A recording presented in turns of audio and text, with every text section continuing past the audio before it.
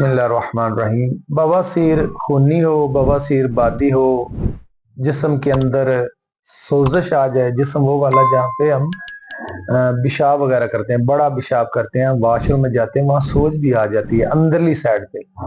तो अगर आपका इतना खून बहता है, इतना खून बहता है कि जिसका कोई हिसाब नहीं, इंशाल्लाह ये 2 गोलियां खाएंगे तो आप, अल्लाह ताला चाहेगा तो ही शफा होगी।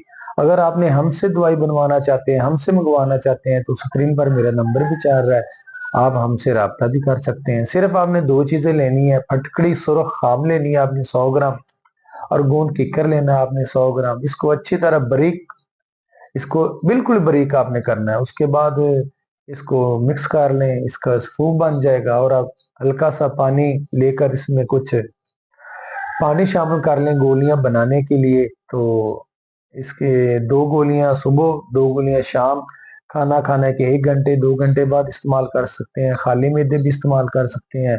और ये 2 गोलियां आपने दूध के साथ इस्तेमाल करनी है। इंशाल्लाह बवासीर जितनी भी ज्यादा होगी, 3 दिन के अंदर अंदर अल्लाह चाहेगा तो ही शिफा होगी। जजाकल्लाह। अस्सलाम वालेकुम।